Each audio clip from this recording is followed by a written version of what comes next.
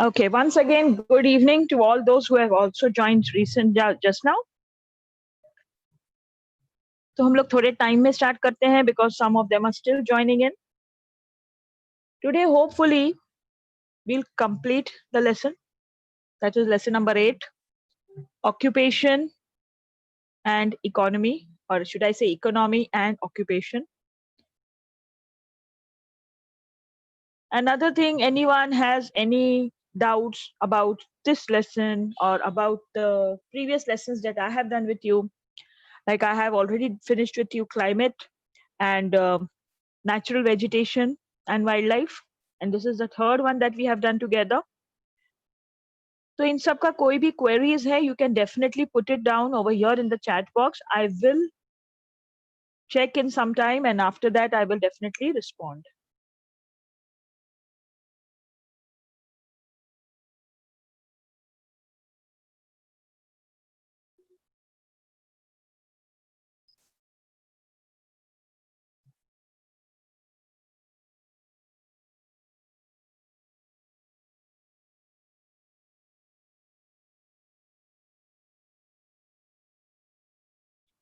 Okay, like already I can see some messages are there regarding map marking. Yes, definitely we'll be doing map marking. तो जितना जल्दी हम लोगों के lessons complete हो जाएंगे, we will be doing that also. Graphs भी होते हैं. देखो अपने ज्योग्राफी में 5 अलग-अलग किस्म के ग्राफ्स होते हैं. First one is supposed to be simple line graph.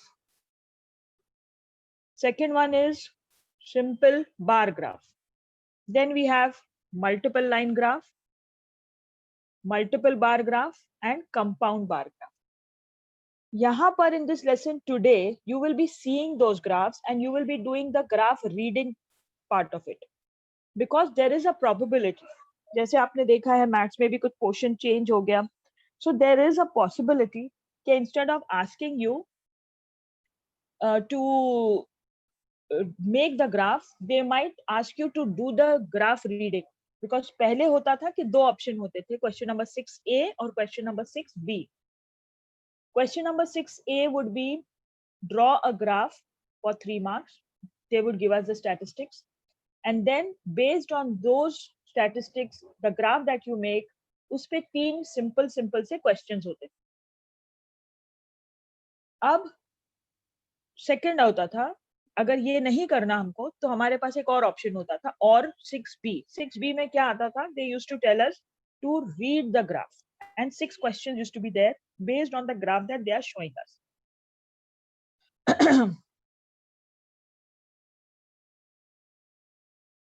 तो what would happen is कि चॉइस होता था, लेकिन अब हो सकता है क्योंकि स्कूल्स में नहीं हो रहा है, फिजिकल क्लास नहीं चल रहा है, तो कुछ टीचर्स शायद ग्राफ नहीं सिखा रहे हो. We can do the graphs also. There is no issues here.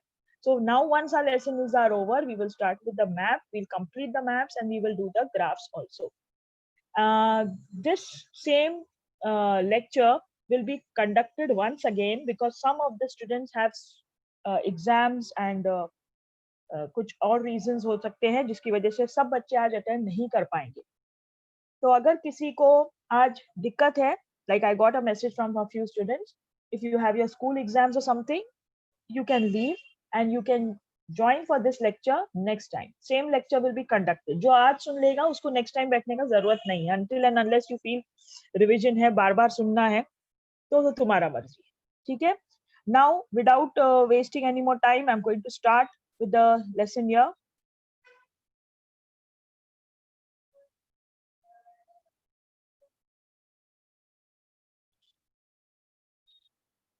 And you have to send me the chats on the one in which from which I wrote give good evening to everyone. उसी वाले device के ऊपर तुमको मुझे अपने doubts या chats भेजने हैं, not on the other one.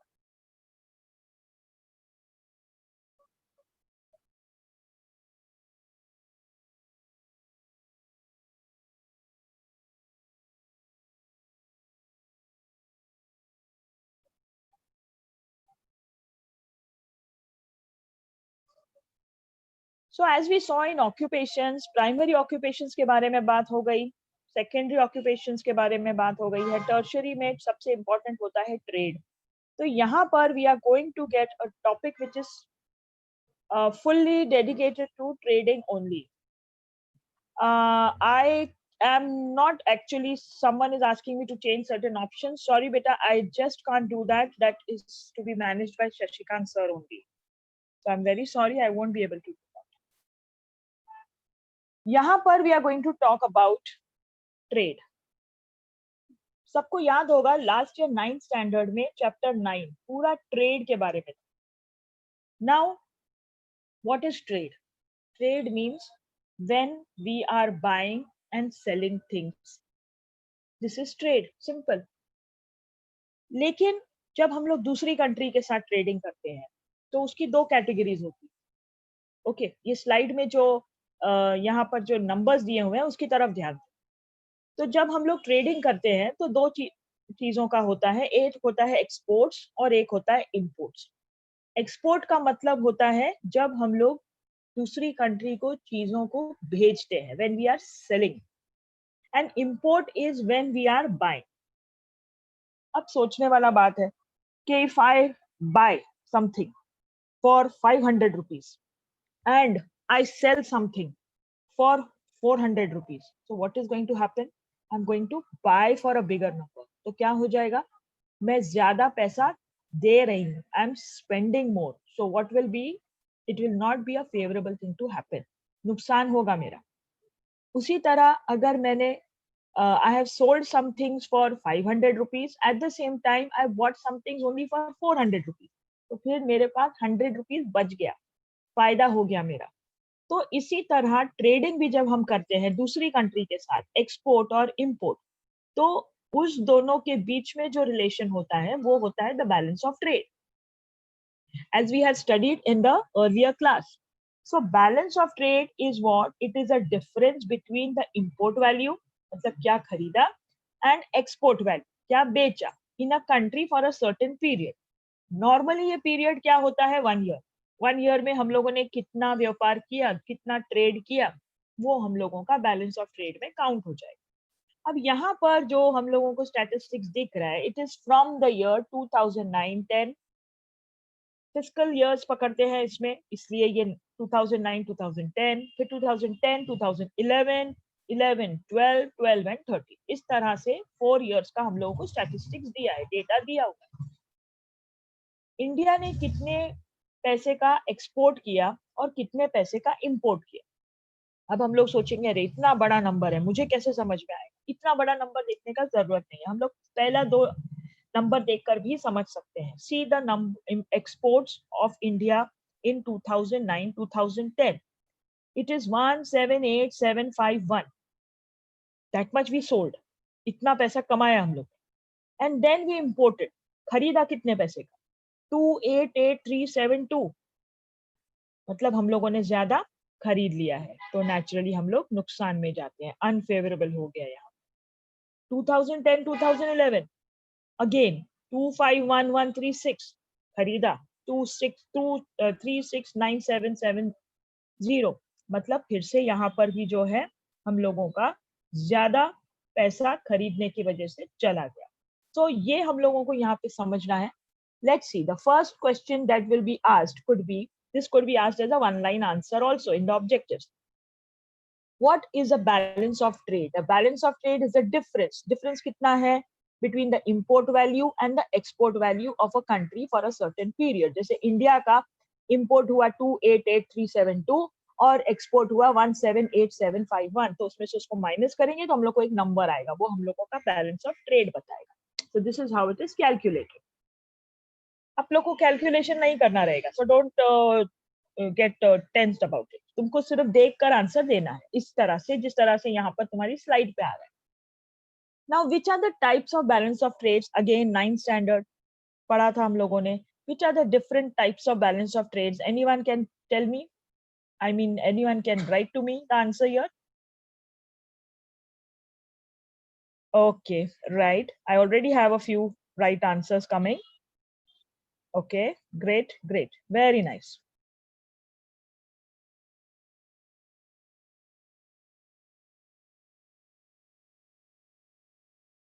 Okay, good. So what I can see over here is this is the answer that you're providing me with, most of y'all. Very good. So there is the balanced balance of trade, यानी मैंने 100 rupees का खरीदा, 100 rupees का बेचा, तो balanced balance of trade हो गया. Unfavorable balance of trade कब होगा? When I will be selling for less and buying for more. And when will it be this favorable? When we will be buying less and selling more. इसका एक वो seesaw वाला diagram भी होता था. Yes, और ये टेक्सचुअल आंसर भी होता था, तो सबको याद होना चाहिए. Moving ahead, in which country, now you have to see this, ये सारी दो कंट्रीज के बारे में हमको दिखा रहे हैं. कौन सी कंट्री में export exceeds import in all the years? Now, export is more in all the years. Which country is it? Export वाला नंबर बड़ा है, एक्सीड करता है मतलब बड़ा होता है. किस कंट्री का एक्सपोर्ट का नंबर ज्यादा बड़ा है?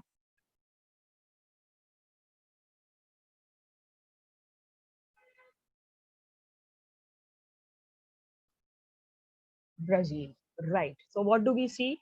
Brazil has been exporting more than importing. तो अगर आप एक्सपोर्ट ज्यादा करते हो और इंपोर्ट कम करते हो, तो फिर कौन सा बैलेंस ऑफ ट्रेड बिलोंग करते हो आप? Which is the balance of trade that you belong to? Favourable, very good. तो फेवरेबल मतलब फायदा, तो फायदा होता है ब्राजील वालों का, अच्छा खासा बैलेंस ऑफ ट्रेड उनकी फेवर में टिल्ट होता है. They are getting more money, favourable balance of trade they have, because they have a lot of surplus. Surplus यानी ज्यादा होता है, तो ज्यादा है तो favourable. This is how it is. If seeing the same statistics we were asked कि India का बैलेंस ऑफ ट्रेड कौन से टाइप का है, तो फिर हमारा आंसर क्या हो जाएगा? Very good, excellent, okay, very good. I really enjoy when I get so many answers from so many different branches. That makes it even more interesting. There are students who are answering from Ghatkopar, students who are answering from DN Nagar, Villaparle, and mostly I'm getting students from these branches only. Takshila, okay, maybe some of the branches are absent today or something like that, because there's no one from Vikroli, Chembur, okay, no, he asked and went away. Okay, fine, chalo. So which balance of trade belongs to which type? India belongs to which type? So India's balance of trade belongs to the deficit or unfavorable type. ठीक, तो यहाँ पे हम लोगों को answer मिल गया. अब हम लोग टॉपिक शुरू करते हैं. Now what is the topic for today? The topic over here is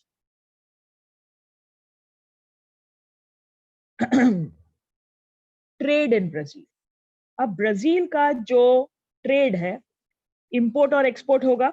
यहाँ पे हम लोगों को वन लाइन आंसर्स आने वाला है. एज यू रिमेम्बर, एकदम बिगनिंग में मैंने बोला ये लेसन में 4 ही आंसर्स है. तो सारा जो यहाँ पे जो हम लोगों को वेटेज है ना, वो सारा वेटेज हम लोगों को मिलता है फ्रॉम द ऑब्जेक्टिव्स. सो यहाँ पर ये नाम हम लोगों को बहुत सारे दिखते हैं. तुम इनमें से कम 4 नाम याद रखना चाहिए. So I would लिखना चाहिए. So I would suggest 5 नाम याद रखो, और 5 नाम याद रखा तो 4 तो अपने आप बोर्ड पेपर में लिख पाओगे. ब्राजील मेनली एक्सपोर्ट क्या करता है? ब्राजील कोई हमको पूछता है तो हमारे दिमाग में एक चीज आती है, वो है कॉफी. तो कॉफी तो एक्सपोर्ट करेंगे ही, वो तो अपने को मालूम है. कॉफी के साथ साथ कॉफी कड़वी तो नहीं पिएंगे, तो उसमें थोड़ी शुगर भी डाल देते हैं, तो ये लोग शुगर भी देंगे हम लोगों को. तो कॉफी हो गया, कॉफी के साथ शुगर हो गया. अब कॉफी और शुगर, कॉफी पीने के बाद कुछ खाने का मन कर रहा है, तो इनके पास कोको भी होता है. कोको से क्या बनता है? Can anyone write to me over here? Cocoa से क्या बनता है? Chocolate, right. तो चॉकलेट, और सोचो चॉकलेट खाने का तो मजा ही कुछ आ रहा है. तो ब्राजील वाले हमको चॉकलेट भी खिलाएंगे, कॉफी भी पिलवाएंगे, हॉट मिल्क भी बन सकता है बराबर. अब कॉफी में शुगर डाल दिया, फिर कोको से कोको भी खा लिया. अब we are on lesson number 8, my dear. Okay. अब उसके बाद कुछ लोगों के अंदर अच्छी आदत होती है, फ्रूट्स खाते हैं, तो वो यहाँ पर ऑरेंजेस और बनानास भी खा सकते हैं। कुछ लोगों के अंदर बुरी आदत भी होती है, तो वो टोबैको खा लेंगे। अब इतने सारे नाम में से कम 5 नाम तो हम लोग याद ही रख सकते हैं। कॉफ़ी, थोड़ा-सा है ना आँख बंद करके इसको अपने दिमाग में एक बार रिपीट कर लो। There is coffee, don't look on the slide, look up or something like that and try to remember. There is coffee, then there is sugar, then there is cocoa, then there is oranges and bananas, and then there is tobacco. They also have iron ore. Iron ore भी याद रख सकते हैं हम लोग आराम से. So whichever way you want to remember, you can. These are all the answers that we can get in a one line answer. That is Brazil का exports. मैं बाद में ये सब पूछने वाली हूँ, as you know, fill in the blanks तो आता ही है. ये C3STI2 क्या था वो? हाँ, ऐसे कोई एक्रोनिम्स आएगा ना तो ज़रूर बनाना चाहिए, अच्छा याद हो जाता है। और ये इसीलिए मैं इतना सब बार-बार उसको रिपीट कर रही हूँ this names and I am just making up stories that cocoa पिएंगे and all that why? Because कहीं बोर्ड पेपर में लिखने बैठोगे ना, तो मेरा आवाज़ जो आज इतना अच्छा इंटरेस्टिंग नहीं लग रहा है ना, इरिटेटिंग भी लग रहा होगा, लेकिन उस दिन अच्छा लगेगा, अरे हाँ, वो बात हो रही थी और फिर याद आ जाएगा तो 1 मार्क मिल जाएगा। Okay, that's nice, Mayank. Formula of the names. Okay, moving to the next, that is Brazil import क्या करता है? ब्राज़ील एक्सपोर्ट तो बड़ी सादी-सादी सी चीज़ें करता है, लेकिन इम्पोर्ट बहुत बड़ी-बड़ी चीज़ें करनी पड़ती है। सबसे पहले इनकी कंट्री में मशीनरीज़ ही नहीं है, तो ये लोग मशीनरीज़ इम्पोर्ट करते हैं। केमिकल प्रोडक्ट्स उनको लेने पड़ते हैं। साथ ही साथ fertilizers and then amongst things that they have to eat, there is wheat, wheat नहीं है इनके कंट्री में। तो ये व्हीट ग्रो करने के लिए फर्टिलाइजर्स भी लेते हैं, उसके लिए मशीनरीज़ होती है। अभी हेवी व्हीकल्स भी नहीं आता इनका कंट्री, तो हेवी हेवी व्हीकल्स भी है। उसके साथ हेवी व्हीकल्स में डालने के लिए मिनरल ऑयल भी दूसरी देश से मंगवाते हैं। फिर उसको लुब्रिकेंट्स यानी ऐसा ऑयल डालना पड़ेगा, तो ऑयल भी दूसरी कंट्री से मंगाते हैं। तो we can try to remember this heavy vehicle. देखो बीच में एकदम फोटो है, हेवी व्हीकल है वो। हेवी व्हीकल के अंदर हम लोग डालेंगे क्या? Mineral oil. मिनरल ऑयल के साथ एक और मतलब सॉर्ट ऑफ पेट्रोल। उसके साथ एक और चीज़ उसके अंदर क्या डालकर लेकर आए? बड़ी-बड़ी मशीनरीज़। अब मशीनरीज़ को चलाने के लिए किसका ज़रूरत है? लुब्रिकेंट्स का। फिर इनके पास व्हीट नहीं होता है, ये थोड़ा अलग-सा चीज़ है। व्हीट और fertilizers and then chemical products. Now I am going on with few names. तुमको जो याद कर सकते हो, जो तुमको अच्छा लगता है, उसको याद कर लेना। तो एक्सपोर्ट हो गया, इम्पोर्ट हो गया। इसके बाद हम लोग बात करते हैं कि ये लोग मेजर ट्रेडिंग पार्टनर्स कौन है? कौन सी कंट्रीज के साथ? वैसे तो हर कंट्री हम लोग को पता है आज के ज़माने में 50 कंट्री के साथ ट्रेड करती होगी, मल्टीलैटरल ट्रेडिंग होता है। लेकिन कुछ कंट्रीज के साथ ज़्यादा ट्रेड होता है और ब्राज़ील का ट्रेड जो है ना, उसकी जीडीपी में 25% पैसा उसको ट्रेडिंग से मिलता है। तो कौन-सा मेजर ट्रेडिंग पार्टनर्स है? नाउ सबसे पहले यूरोप की कंट्री की अगर बात करें, तो एक होता है जर्मनी और एक है इटली। जर्मनी जो हम लोग को बिल्डिंग और फर्स्ट जो स्लाइड में जो पिक्चर दिख रहा है ना, वो जर्मनी है। मैंने सबका फ्लैग डाला इधर सॉर्ट ऑफ तुमको समझने के लिए। तो ये जर्मनी है। और इटली कौन-सा है? जिसका फ्लैग का कलर हम लोग के जैसा है, लेकिन वो हम लोग का सब हॉरिज़ॉन्टल है, वो लोग का वर्टिकल। तो वो इटली। ये दोनों यूरोप की कंट्रीज़ हैं। तो हम लोग ऐसे थोड़ा याद रख सकते हैं कि ब्राज़ील पहले यूरोप के साथ डील करता है। कौन-सी कंट्रीज़ के साथ डील करता है? जर्मनी के साथ डील करता है, इटली के साथ। ठीक है। अब आ जाते हैं, सिंस ये साउथ अमेरिका में है तो नॉर्थ अमेरिका के साथ भी तो डील करता होगा। नॉर्थ अमेरिका में कौन-सी कंट्रीज़ के साथ डील करता है? So we have USA, stars and stripes, उसका झंडा तो सब पहचानते हैं। उसके बाद में जो है वी आल्सो हैव कनाडा जो उसके ऊपर ही है मेपल लीफ वाला। Maple leaf Canada and USA इसमें सबसे ज़्यादा व्हीट ग्रो होता है पूरे दुनिया का। इसलिए सबसे ज़्यादा व्हीट यहीं से आता होगा। व्हीट हम लोग ने इम्पोर्ट्स में देखा भी, पढ़ा भी। So we can remember that. So Canada and USA. अब उनका ही बाजू वाला कंट्री नेबर जिसके साथ में वो लोग फीफा वर्ल्ड कप में भी हमेशा टाई में रहते हैं। तो वो कौन-सा है? अर्जेंटीना। अर्जेंटीना का फ्लैग देखो sky blue colour, very different. And then we had also red in the previous slide कि इन लोग के पास मिनरल ऑयल भी आता है. मिनरल ऑयल आएगा तो नेचुरली कहाँ से आएगा? It is going to be from Saudi Arabia. Saudi Arabia का फ्लैग नहीं मिला मेरे को तो मैंने बिल्डिंग का फोटो डाल दिया उधर का. वो बिल्डिंग देखो कैसे गोल, ऐसा लगता है किसी ने उसको रिंस करके डाल दिया उधर. तो इतना अच्छा बिल्डिंग बनाया है. तो Saudi Arabia is the 6th partner that we have. Saudi Arabia last वाला जिसमें बिल्डिंग बना हुआ है ना, वो सऊदी अरेबिया है. मुझे फ्लैग वाला पोस्टर नहीं मिला तो मैंने नहीं डाला. ठीक है.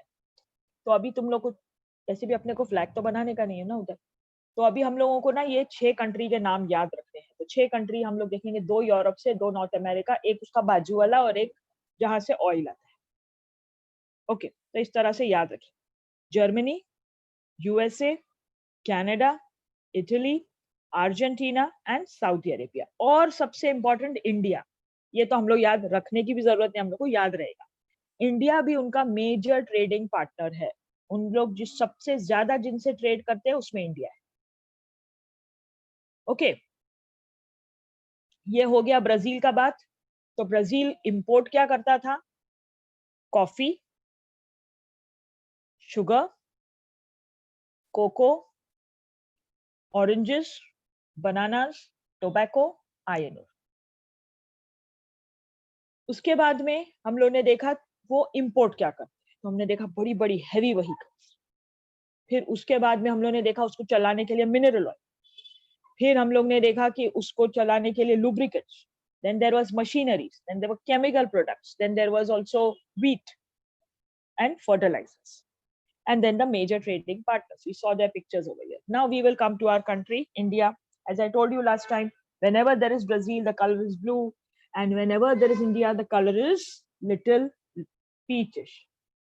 अब हमारी कंट्री क्या एक्सपोर्ट करती है? हमारी कंट्री के एक्सपोर्ट में अगर वो लोग कॉफी देंगे तो हम लोग चाय और कॉफी का ऑप्शन देते हैं. चाय भी है, कॉफी भी अपना कंट्री.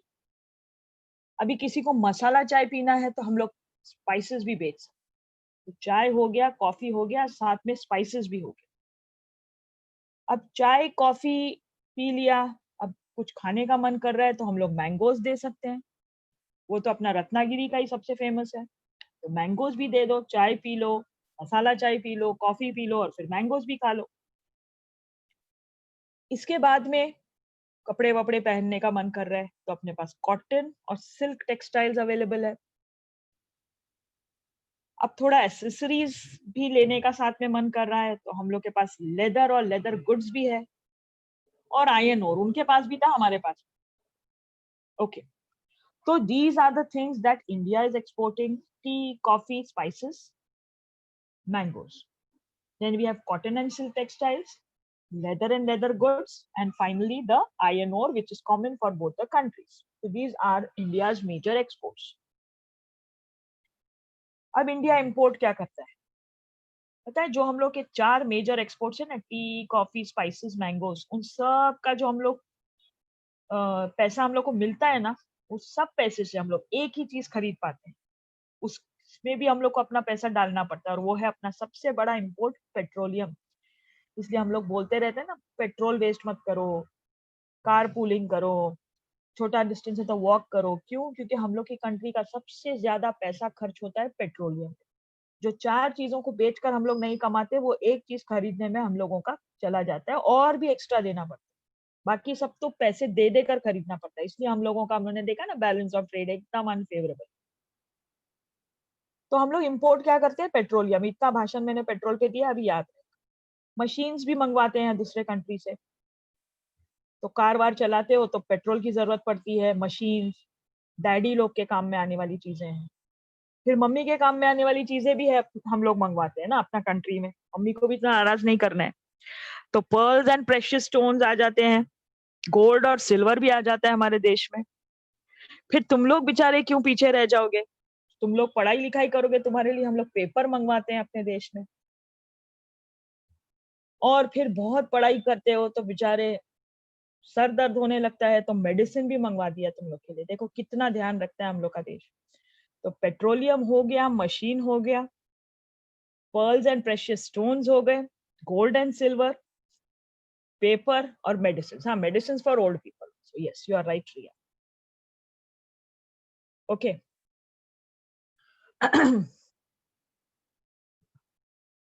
अब हमारे कौन मेजर ट्रेडिंग पार्टनर्स है, मैं इनको इस तरह से याद रखती हूँ कि सबसे पहले तो हम लोगों के ऊपर ट्रेडिंग करने जो आए ही थे वो कौन थे?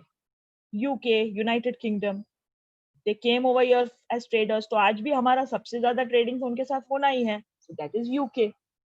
Then we have two countries who are there in the superpowers in the Cold War. One is USA and one is China. Sorry, Russia. तो यूएसए और रशिया ये हो गया. फिर हम लोगों के फार ईस्ट के दो countries, not exactly far east, थोड़ा ईस्ट में, चाइना जापान, नाम हमेशा साथ में आता है, चाइना जापान और जर्मनी भी. So we have these countries. You can see their flags and you can see their posters. So that, see, Russia looks quite cute over there with all those. China से पूरा boycott तो हुआ नहीं है, चल रहा है लेकिन.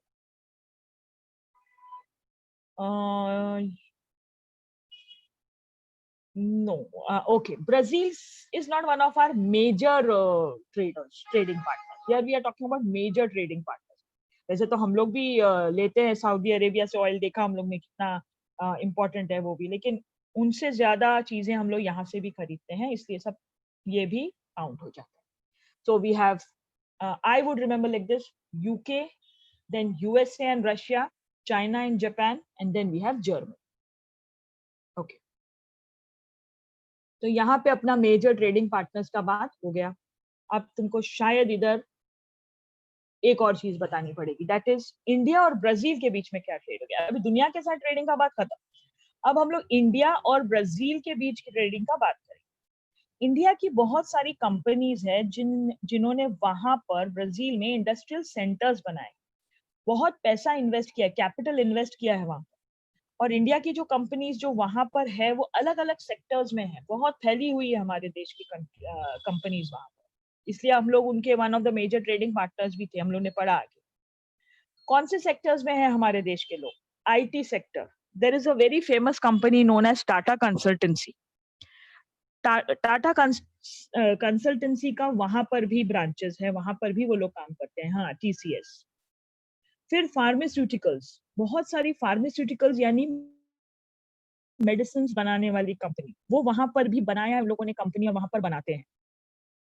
फिर बहुत सारा एनर्जी और एग्री बिजनेस में भी है, like for example sugar. Sugar cane हमारे देश में भी है, उनके देश में भी है. They are ranking number 1 in the production of sugarcane. We are ranking number 2 in the production of sugarcane. But when it comes to sugar, we are number 1. Why is that? वो लोग क्या करते हैं वो गन्ने से? वो लोग उससे एथेनॉल बनाते हैं, और उन लोग ने इतना अच्छा वो एथेनॉल बनाना शुरू कर दिया है, जिसकी वजह से वो लोग जो है अपने कंट्री के व्हीकल्स में पेट्रोल की जगह एथेनॉल यूज कर रहे हैं. और जैसे हमारे यहाँ जगह जगह पर पेट्रोल पंप्स होते हैं, उनके पास एथेनॉल पंप्स होते हैं.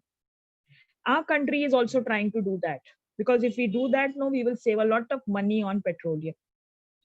तो ये हमारी कंट्री से भी बहुत सारे लोग वहां पर माइनिंग, इंजीनियरिंग, ऑटो सेक्टर्स में भी है. महिंद्राज है वहां पर, उनके साथ में कोलैबोरेशन में कुछ व्हीकल्स बनाते हैं.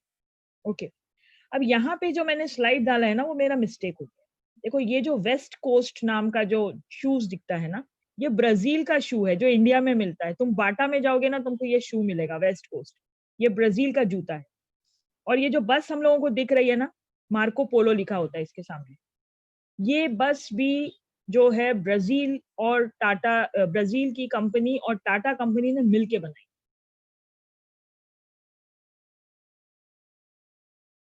तो इंडिया में ब्राजील के भी चीजें मिलती है, लेकिन कम.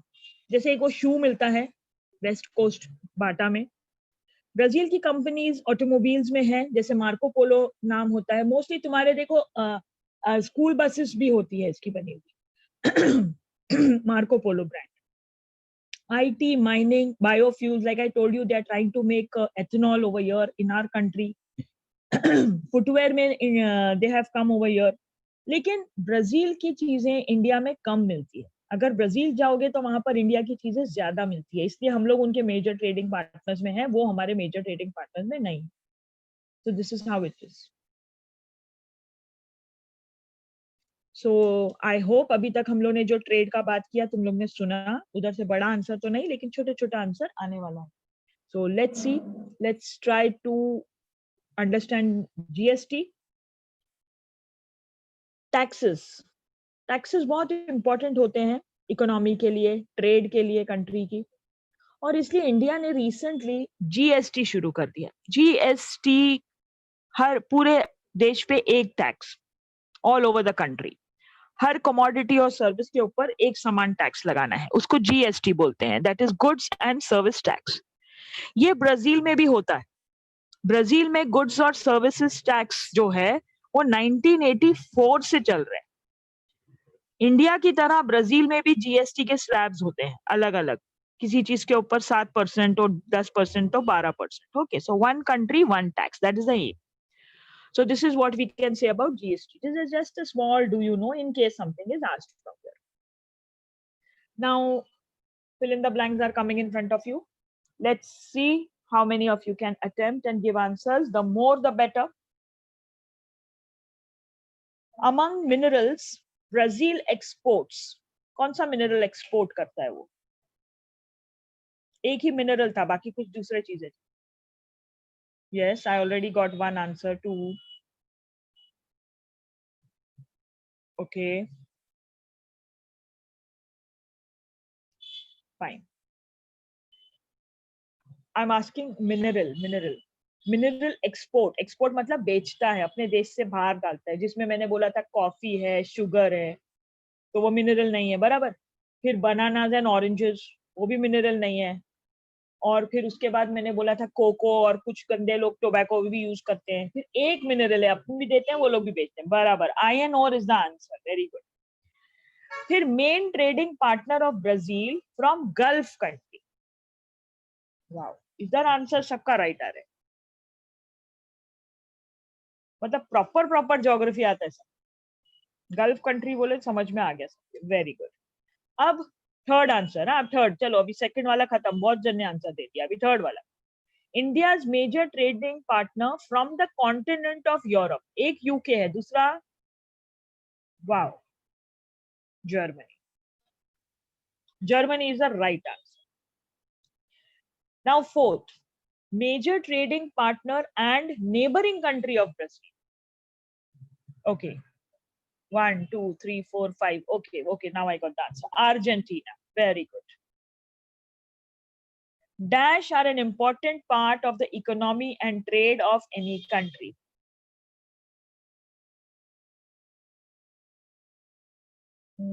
No, all answers which I'm getting, only one answer I got right. Think properly, think properly.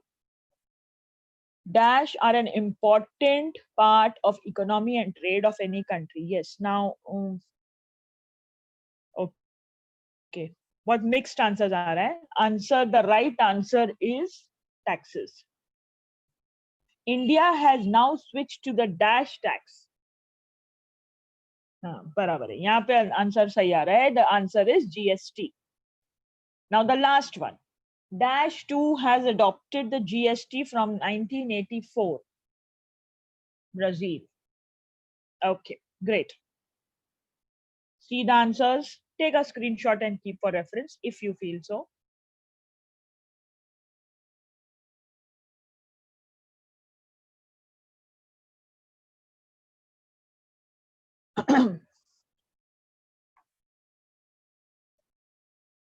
Okay, so I think everyone is done. I'm going ahead.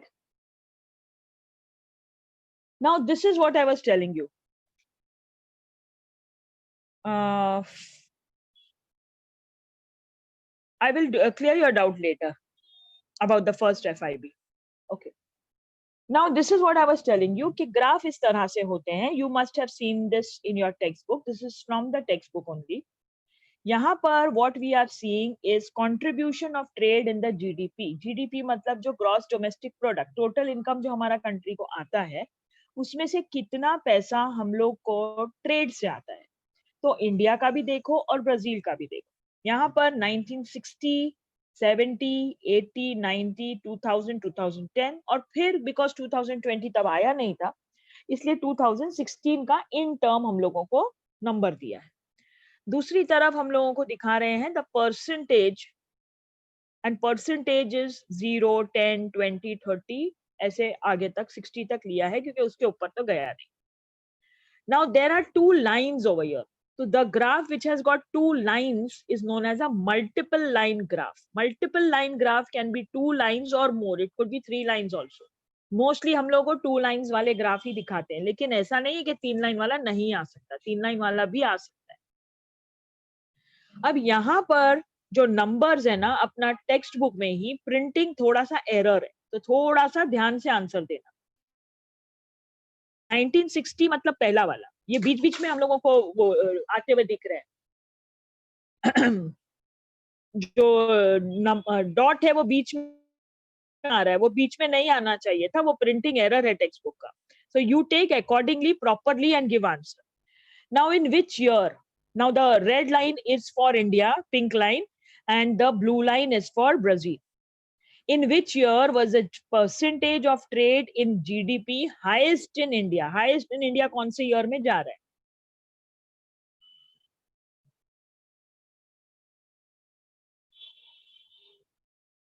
Like I told you, थोड़ा वो lines बराबर नहीं है तो counting थोड़ा सा ध्यान से करो, नहीं तो गड़बड़ हो जाएगा यहाँ।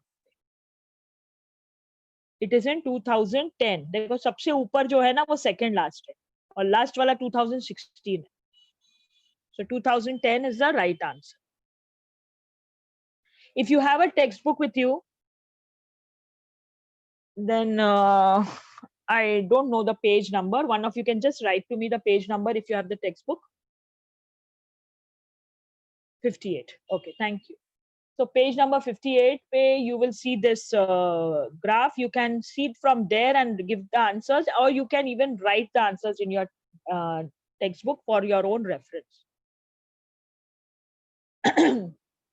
The second question that we get over here is, in which year the percentage of trade in GDP was 40% in India?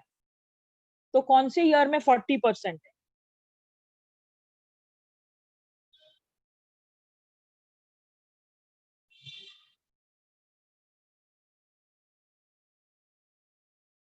India is pink वाला. ओके, तो थोड़ा ध्यान से देखो. 40 वाले लाइन के ऊपर कहां पर पॉइंट दिख रहा है हम लोगों को, कौन से ईयर में दिख रहा है? मुझे आंसर्स बराबर नहीं आ रहे हैं. I guess you are not understanding the concept properly. Maybe we'll have to do it again later. Answer would be 2016. 2016. 40 जो है पिंक वाला एंड हो रहा है वहां पर, और सबसे एंड में जो नंबर है वो 2016 है. So it has to be 2016. I got many students giving me different answers over here. Please concentrate, क्योंकि ये जो है ना तुमको आसानी से 6 मार्क्स मिलेगा. So it's one of the most scoring part of the syllabus. So in case you don't understand, you have to be very clear about it. That's why I'm talking very slowly about it. Going to the next one now. Try your best over here. In which year the percentage of trade of in GDP Brazil was higher than India? In which years the percentage of trade in GDP of Brazil was higher than India? Years बोला है मतलब it's not going to be one. Blue line कब ऊपर दिखती है? 1960 में ऊपर दिखती है. Yes. 1970 में ऊपर दिखती है. Yes. 1980 में ऊपर दिखती है. Yes. 1990 में ऊपर दिखती है. नहीं. फिर 2000 में नहीं. 2010 में भी नहीं. तो कभी हम लोग को जीडीपी ऊपर दिखता है, इसका कंट्रीब्यूशन ज्यादा दिखता है ब्राजील का 1960 में, 1970 में और 1980. ये 3 साल में हम लोगों को वो लोग आगे दिखते हैं. ओके, आगे जाते हैं. In which year was the percentage of trade in GDP of Brazil and India nearly the same? पूरा एक डॉट नहीं है लेकिन नियरली बहुत नजदीक है, दोनों लाइन एकदम जुड़ रहे हैं। कौन सा ईयर है वो? काउंट करो बराबर से।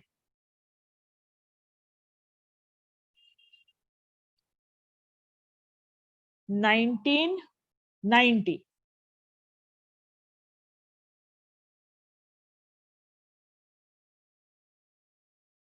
Okay, now we have another topic over here jahan se again you will be getting maybe one line answers. We have learned this also in 9th standard in chapter 9. BRICS. BRICS matlab Brazil, Russia, India, China, South America. So what does BRICS stand for? So BRICS stands for Brazil, Russia, India, China and South Africa. तो ये हम लोगों ने पढ़ा है, last year किया है हम लोग ने, ये एक ऑर्गेनाइजेशन है. When it was established? When was it established? Very good. So it was established in 2006 जब इसका नाम था ब्रिक. लेकिन फिर साउथ अफ्रीका ज्वाइन हो गया 2010 में, तब इसका नाम बदलकर हो गया ब्रिक्स. अब अगर कोई और कंट्री आएगी तो ये लोग क्या करेंगे नाम का, वो मुझे नहीं समझ में आया. Okay, moving ahead. What are the objectives of the block? अब ये आंसर तुमको अपने डाइजेस्ट में भी मिल जाएगा, अपना मास्टर की में भी मिल जाएगा. Otherwise, I'm just explaining it to you. Of course, I'm not expecting an answer from you. सबसे पहले mutual economic assistance. Mutual mean ना मैं भी तुम भी, दोनों तरफ से, बोथ द कंट्रीज. कोई भी कंट्रीज में आपस में जो है, सब कंट्रीज आपस में इकोनॉमिक असिस्टेंस देगी, मदद करेगी पैसे के हिसाब से एक दूसरे को. ट्रेड जो है वो बढ़ाएंगे मेंबर नेशंस आपस में, और एक दूसरे की मदद करेंगे. ये हम लोगों का मेन ऑब्जेक्टिव होता है ऑफ दिस ब्लॉक. ब्लॉक का मतलब होता है ग्रुप.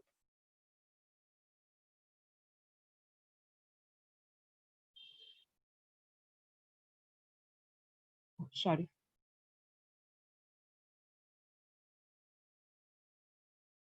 अब which countries of the countries of which continent are not a member of this block?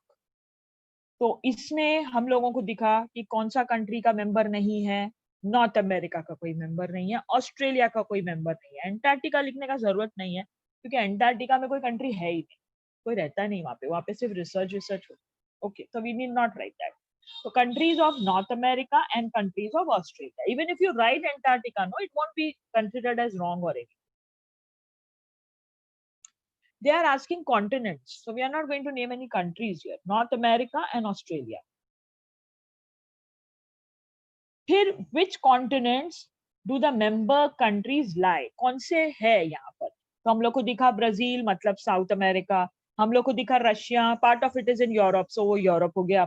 India China दोनों एशिया में है, और साउथ अफ्रीका नाम से ही पता चलता है कि ये अफ्रीका में है.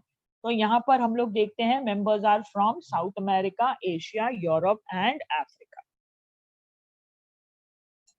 Okay, we go to the last graph over here. अब ये ग्राफ को पहले मैं तुमको एक्सप्लेन करती हूँ बिकॉज पिछले ग्राफ में ना आंसर्स बड़े गड़बड़ आ रहे थे.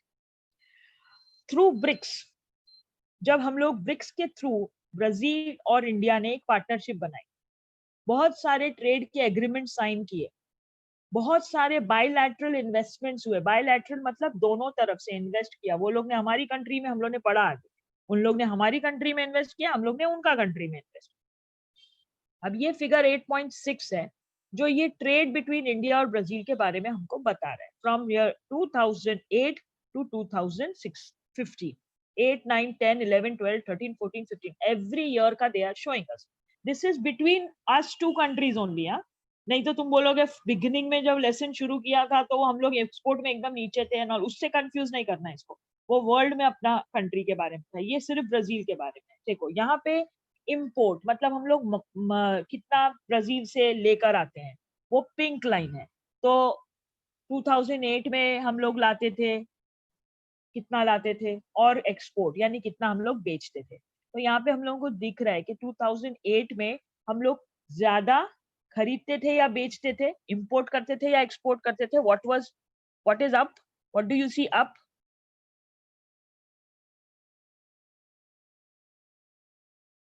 इंपोर्ट का पॉइंट कि एक्सपोर्ट का पॉइंट, कौन सा ऊपर दिख रहा है 2008 में? Which is the line which is up, blue और रेड?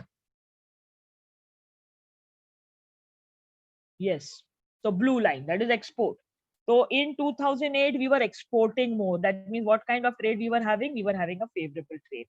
लेकिन 2009 में अरे वो लोग से हम लोग खरीदने लगे ज्यादा. That means हम लोग का थोड़ा सा ट्रेड नीचे जा रहा है. फिर हम लोग हो गए अनफेवरेबल में.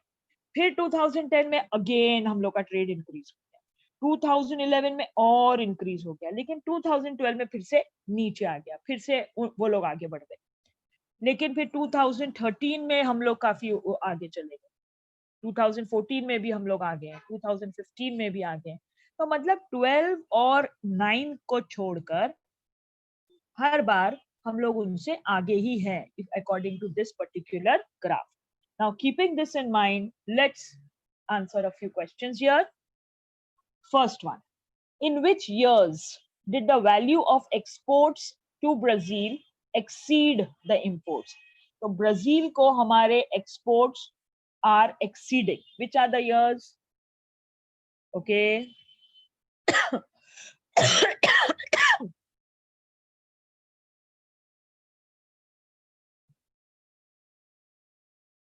2008 में एक्सीड करता है, 2010 में एक्सीड करता है, 2011, 2013, 2014, 2015 हर साल एक्सीड किया है एक्सेप्ट फॉर 2009 एंड 12. अभी अभी बोला था मैंने ग्रुप से, लेकिन फिर भी मेरे को बहुत अच्छा आंसर्स नहीं आया. बहुत कम लोग का आंसर आया इधर.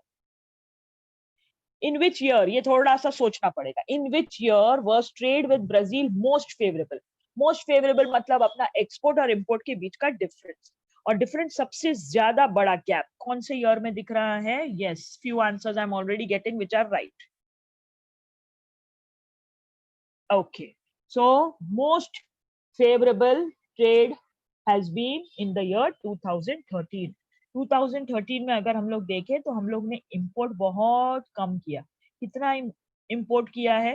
तो something like 3100 US million dollars का. और एक्सपोर्ट कितना किया है हम लोग ने? तो अराउंड 6300 या 400 के आसपास. तो सबसे ज्यादा हम लोगों का बेनिफिट वहां पर हुआ है.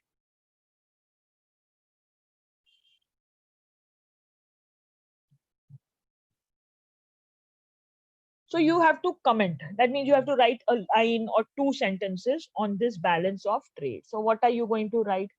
The value of balance of trade between India and Brazil was maximum in the year 2013, and the balance of trade was in India's favor. You can even write the numbers to make the answer a little bit more lengthy. अगर 2 mark में उसको पूछा है तो थोड़ा सा उसको लेंदी कर दो. नंबर्स डाल दो जैसे मैंने तुमको बताए थे अभी कि 3100 approximately, 6400 approximately. So the difference is about 3300 US million dollars. जैसे लिखो तो आंसर थोड़ा बड़ा हो जाता है. That's it.